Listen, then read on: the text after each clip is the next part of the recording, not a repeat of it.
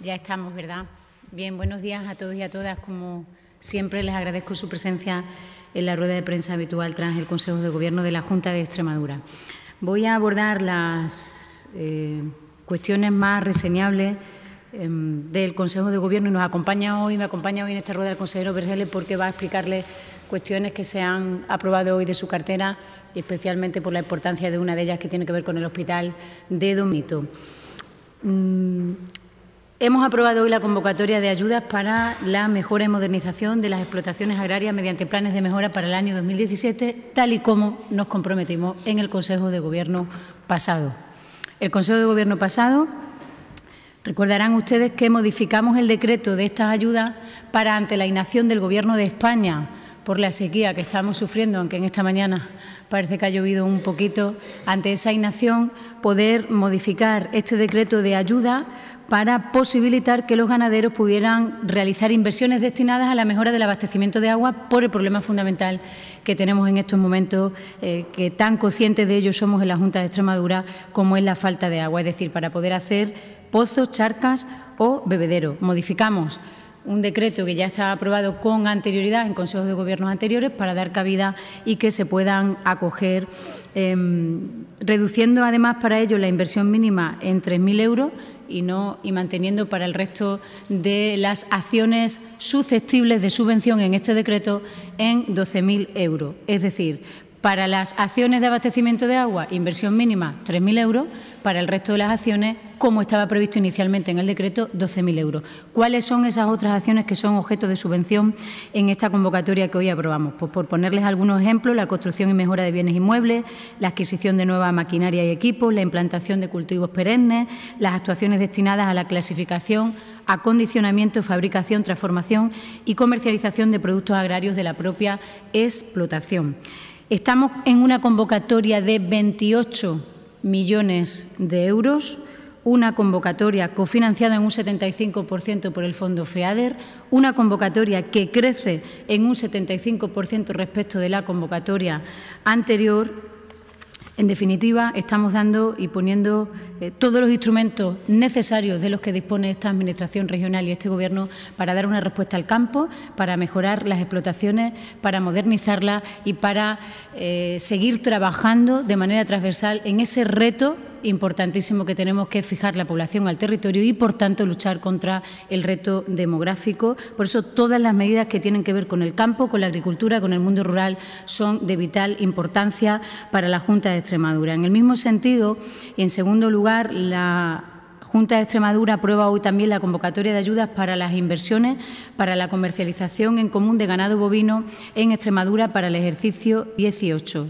La convocatoria de los cebaderos comunitarios, como habitualmente se le denomina a esta subvención. Subvención que permitirá la construcción o ampliación de cebaderos comunitarios para que los ganaderos extremeños puedan alojar y posteriormente comercializar un mayor volumen de animales. La ayuda será del 50% del importe de los costes de la inversión subvencionable hasta un máximo de 350.000 euros y el plazo de solicitud será de 20 días tras su aprobación en el Diario Oficial de Extremadura. Esta medida, la de subvencionar los cebaderos comunitarios, fue incluida por vez primera en noviembre del 2015 en el antiguo PDR, pero en noviembre del 2015 por el Gobierno de los socialistas, que cree necesaria poner al servicio del campo extremeño todos los instrumentos que tenemos en el PDR para facilitar todas las dificultades que el campo, que la agricultura y que la ganadería tienen. Además, esta convocatoria de cebaderos comunitarios facilita también el movimiento de animales procedentes de explotaciones afectadas por la tuberculosis bovina. Por tanto, seguimos dando respuesta a cuántas acciones se instan a que la Junta de Extremadura ponga en marcha a través de la Mesa de la Tuberculosis, que, como saben, pusimos en funcionamiento nada más llegar a la Junta de Extremadura. Y no es acuerdo del Consejo de Gobierno en la formalidad estricta del orden del día y de los asuntos que lo componen, pero sí es una decisión política y un esfuerzo de esta Administración y fundamentalmente de los funcionarios y las funcionarias de la Consejería de Medio Ambiente Rural, Políticas Agrarias y Territorio. Comenzamos en esta semana, sin especificar el día, pero comenzamos en esta semana a abonar los anticipos del pago básico del pago verde y del régimen de pequeños agricultores correspondientes a las solicitudes del año 2017 relativos a la política agraria común. Vamos a abonar este anticipo en la primera semana habilitada para ellos, que es en la que estamos haciendo un esfuerzo que entendemos necesario por todas las cuestiones que les decía con anterioridad. Este año, de manera excepcional, el pago del anticipo se podrá realizar como consecuencia de la sequía. Por tanto, todo nuestro esfuerzo y todos los instrumentos que tenemos están puestos para dar respuesta a la preocupante sequía que tenemos. Se podrá pagar el importe de hasta el 70% de las ayudas directas y no del 50% como ha sido en otros pagos anticipados que ha hecho la Junta de Extremadura. Estamos realizando, por tanto, un importante esfuerzo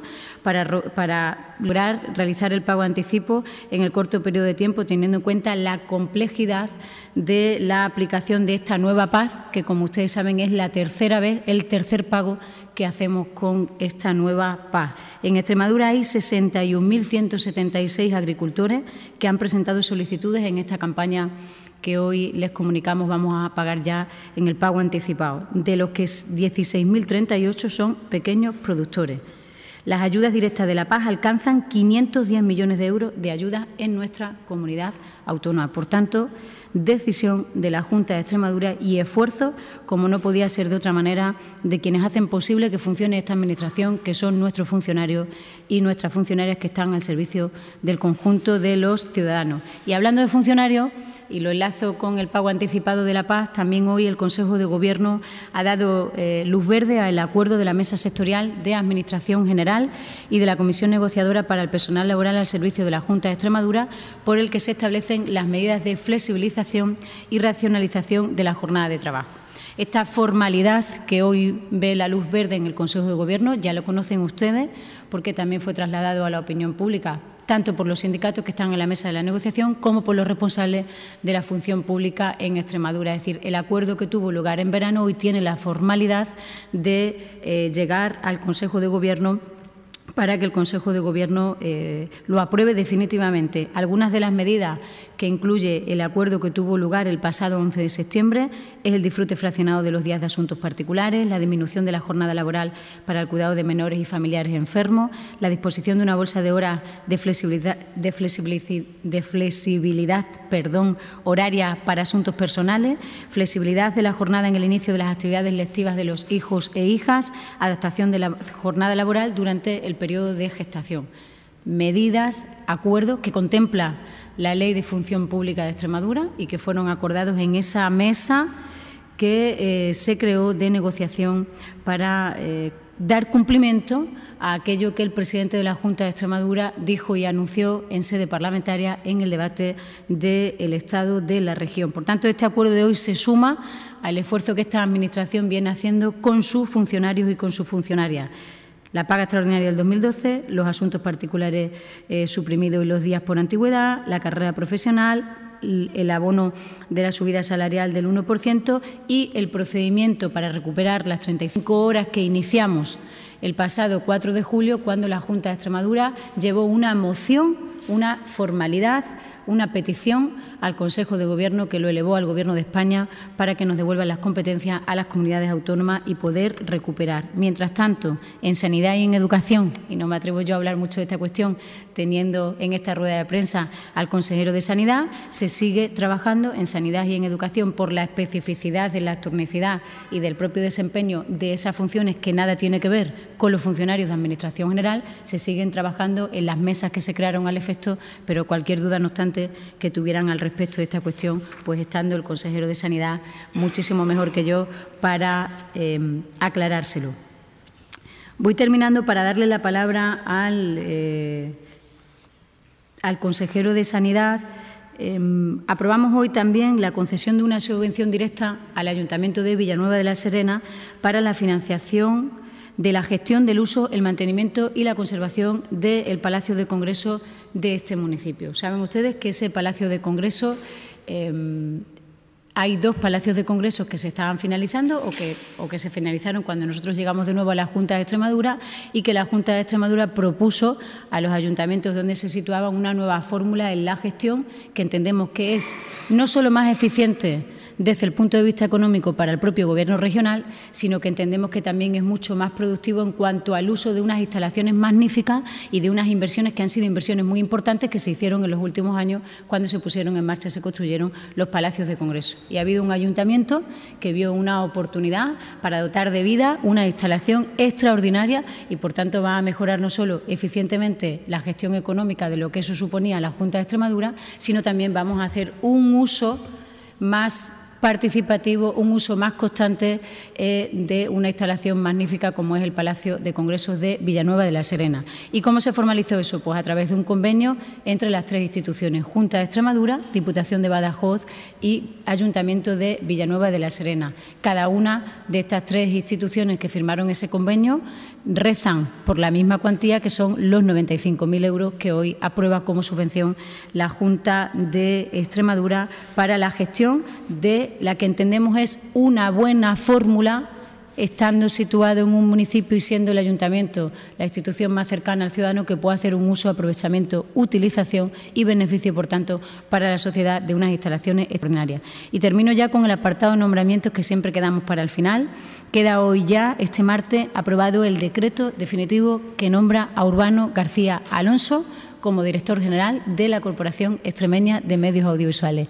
Nuestra felicitación, nuestro ánimo y nuestra disposición en colaboración institucional para que esa empresa pública pueda funcionar con la absoluta normalidad que también están deseando los 207 trabajadores que forman la plantilla de profesionales de Canal Extremadura. Y también hemos dado hoy la luz verde al acuerdo por el que se dispone el nombramiento de la presidenta del Consejo Económico y Social de Extremadura, doña Mercedes Vaquera Mosquero, a la que tiene un pequeño problema de salud y queremos también, ¿por qué no?, en esta rueda de prensa, mandarle un abrazo. Y ahora sí, el consejero de Sanidad les explica los asuntos relacionados con su cartera. Buenos días a todos y a todos. Gracias, consejera. En primer lugar, comentarles que el Consejo de Gobierno ha aprobado dos asuntos de importancia en el ámbito de la sanidad y de las políticas sociales en la comunidad autónoma. En primer lugar, la contratación del servicio de teleasistencia domiciliaria, que es un servicio que lo que pretende es mantener y potenciar la autonomía de la persona en el domicilio. Es una contratación que sacaremos por licitación pública desde el 1 de enero de 2018, que empezará a tener vigencia hasta diciembre de 2019. Lo sacamos por una cuantía de 964.000 euros y no solo incluye aspectos que tienen que ver con el precio, sino que una parte importante va destinado a la evolución necesaria de la teleasistencia, a esa forma de teleasistencia avanzada, con sensores de movilidad, con sensores y detectores de humo, con sensores y detectores de parámetros vitales que permitan tener un control más estricto de la persona que vive sola en el domicilio y que necesita de este tipo de atención.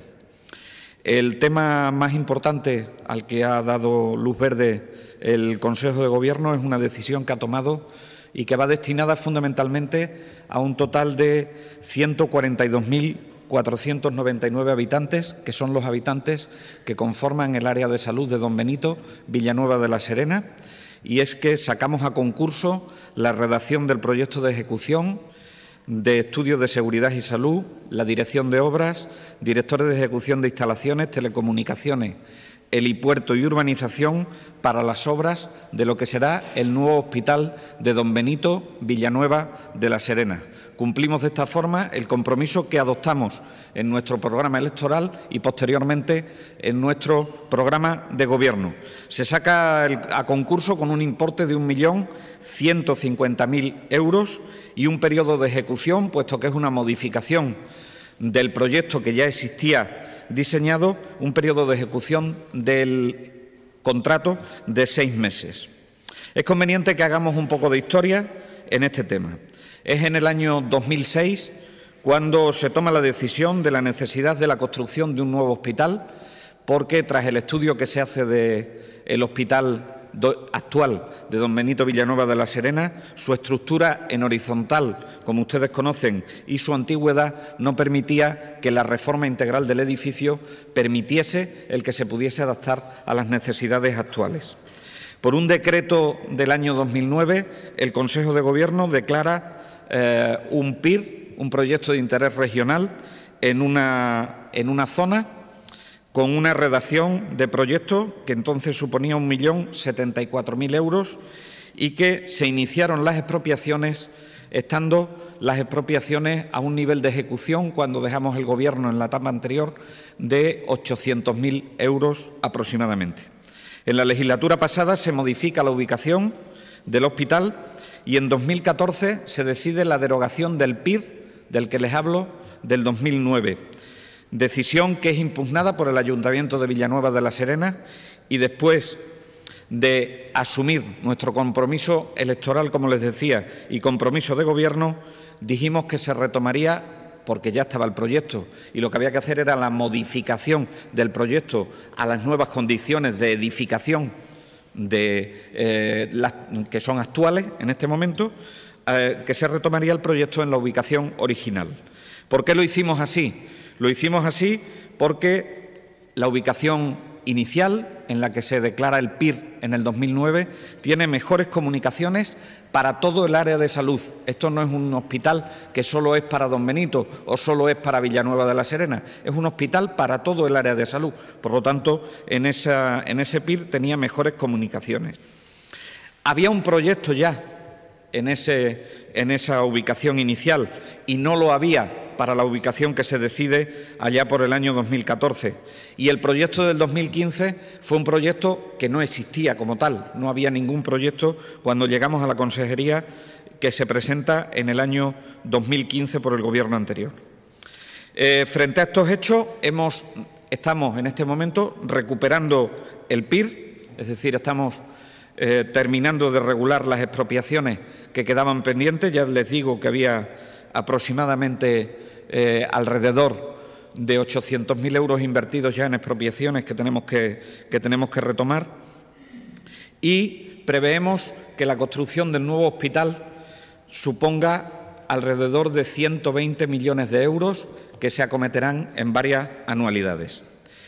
Nos hemos basado en el plan funcional modificado y con la participación de profesionales, donde el nuevo proyecto se basará en los siguientes ejes. Superficie construida del nuevo edificio, 64.819 metros cuadrados de superficie de planta, lo que supone 41.000 metros cuadrados más que el hospital actual. Contará con 303 camas de hospitalización distribuidas en 10 plantas de hospitalización, y la mayoría de las habitaciones de hospitalización son individuales.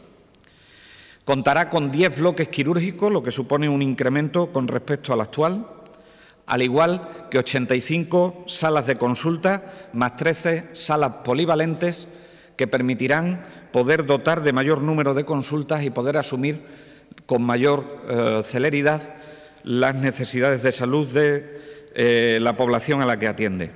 Un edificio destinado exclusivamente, o una parte del edificio destinada exclusivamente a la realización de cirugía mayor ambulatoria, que requiere un mínimo de ingreso, como mucho de 24 horas, para realizarse las intervenciones quirúrgicas. Incorpora un área de obstetricia con 3 salas de paritorios, 3 salas de recuperaciones y 6 salas de dilatación, lo cual vienen a mejorar la situación del hospital actual.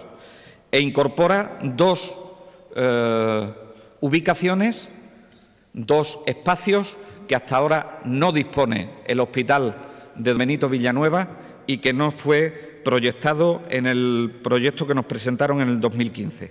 Uno es la residencia de familiares, que contará con 10 habitaciones individuales y 8 de parejas o doble, y una planta de psiquiatría destinada a una unidad de hospitalización breve que es inexistente en el momento actual en el hospital de don Benito Villanueva de la Serena, y lo dice nuestro tercer plan de salud de Extremadura, con 15 camas.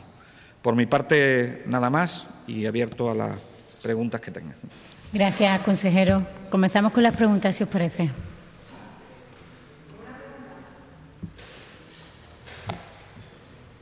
Sí, buenos días. Yo quería una valoración de la Junta acerca del informe que publica hoy la prensa de APN, en el que señala que pese a que se redujo la población en Extremadura durante el año pasado, ha aumentado la tasa de pobreza y son casi 390.000 extremeños.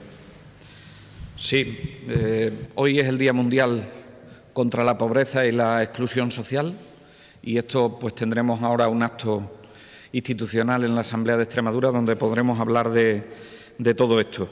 La valoración que hacemos del informe es una valoración evidentemente de la que no nos sentimos satisfechos, pero debemos tener en cuenta que hemos sido la segunda comunidad autónoma que más ha reducido su tasa de pobreza con respecto al referente nacional desde los años más duros de la crisis económica. Esto quiero que lo tengamos en cuenta porque merece la pena que lo tengamos en cuenta. En segundo lugar, si hacemos una radiografía y un diagnóstico de lo que nos dice el informe de EAPN de la pobreza, nos da datos muy interesantes. Primer dato muy interesante. Es cierto que tenemos más personas pobres, pero los pobres son menos pobres que en otras comunidades autónomas. Y esto fundamentalmente, no digo que sea la única causa, es multicausal, pero una de las causas que lleva a esta situación es que tenemos a cerca de un 58% de las pensiones que son mínimas en el ámbito de la comunidad autónoma. Primer diagnóstico que nos debe hacer reflexionar sobre este tema. De hecho, en ese mismo informe, cuando se habla de pobreza severa, estamos en unos niveles de pobreza severa de los más bajos del país. El 3,4% de la población está en situación de pobreza extrema, que esa es de las tasas más bajas de todo el país y, por supuesto, por debajo de la media nacional, que se sitúa por encima del 7%.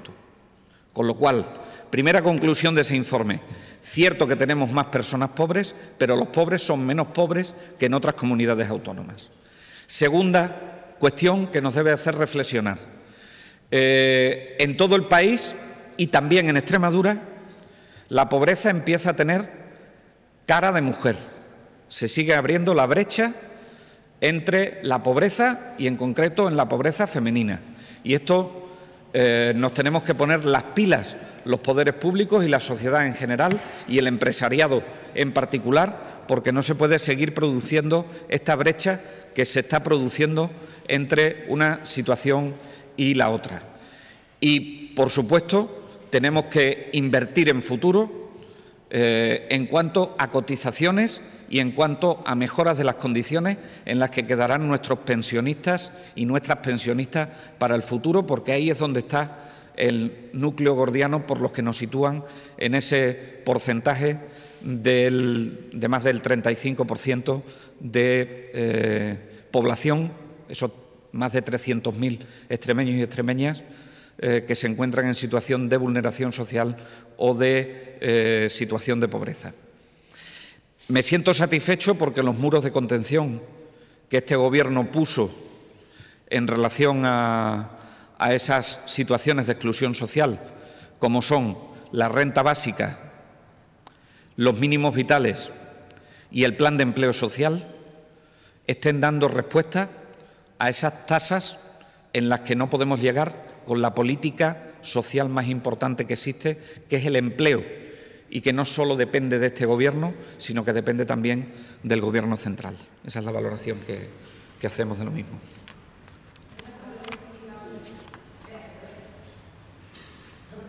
Buenos días. Respecto al proyecto del Hospital Don Benito, sí. ¿Qué supone lo aprobado hoy dentro del proyecto en cuanto a fechas? ¿Se mantienen plazos?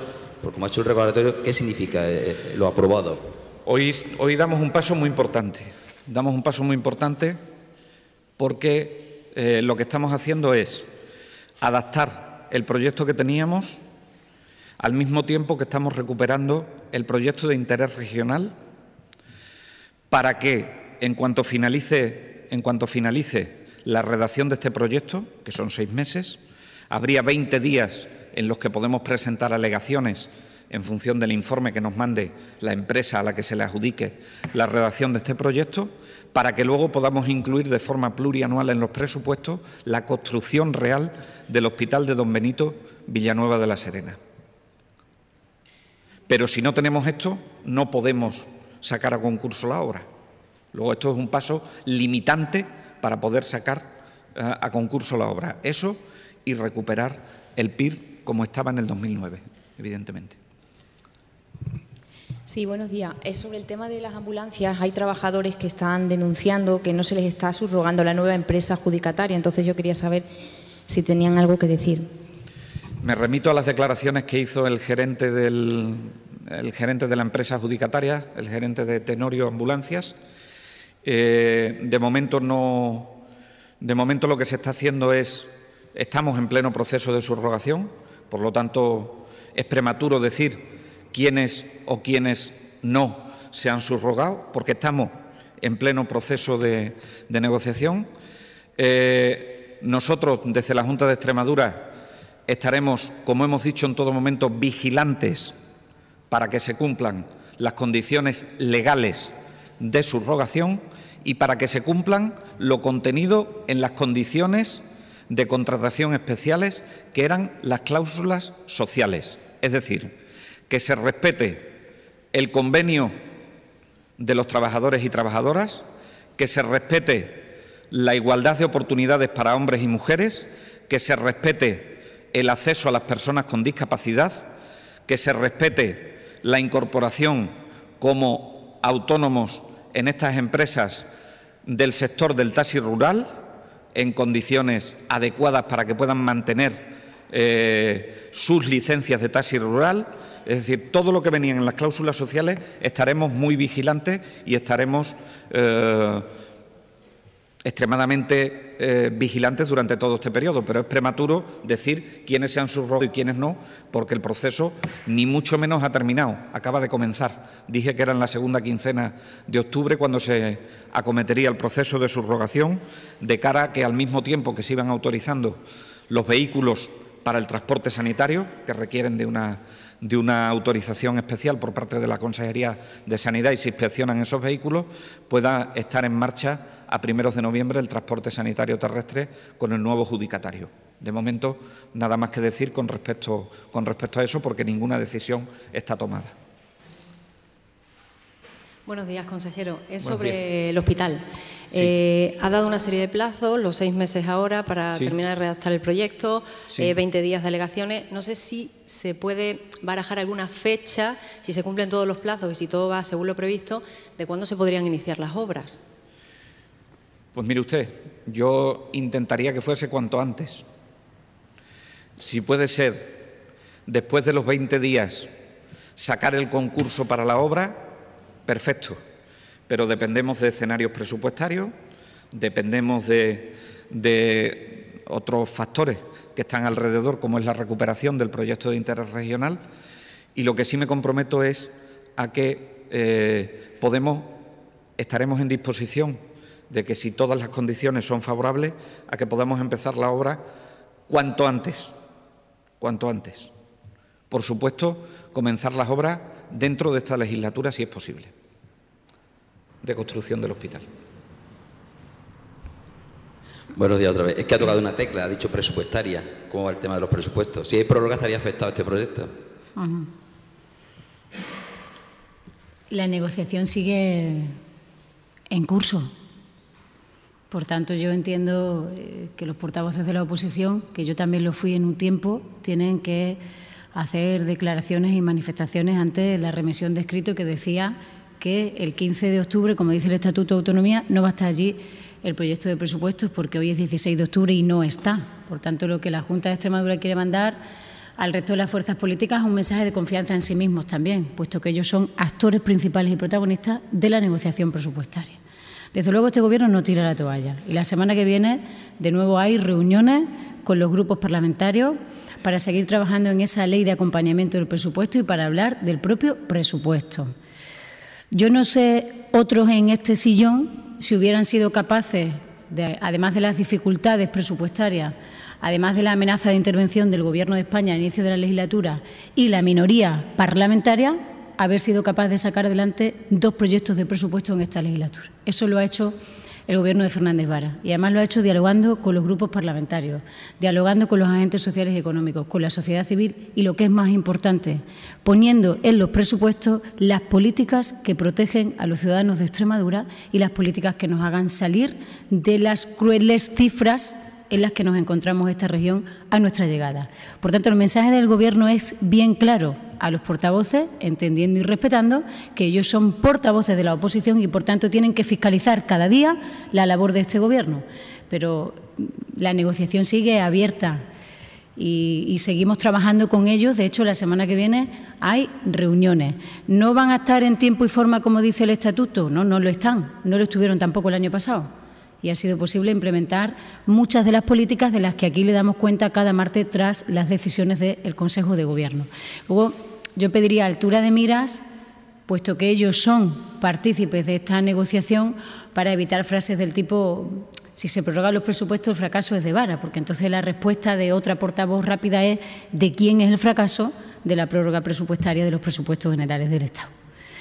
Por tanto, cuando estamos en las instituciones y cuando además participamos de una mesa de negociación y de trabajo para elaborar y ser capaces de ponernos de acuerdo en la ley más importante que aprobamos anualmente en el Consejo de Gobierno y posteriormente en la Asamblea de Extremadura, pues sí pediría un poco de altura de miras y quizás mayor grado de seriedad en cuanto a las afirmaciones. Por tanto, la semana que viene continuamos con los trabajos, la consejera de Hacienda continúa con los trabajos, continúa con la negociación, hablando de esa ley de acompañamiento y avanzando para, como decía el consejero, con la obra del nuevo hospital Don Benito Villanueva, cuanto antes poder tener el proyecto de ley de presupuesto del año 18 para nuestra comunidad autónoma, que entonces será el tercero que este Gobierno saca adelante sin tener mayoría parlamentaria. Muchas gracias. Gracias.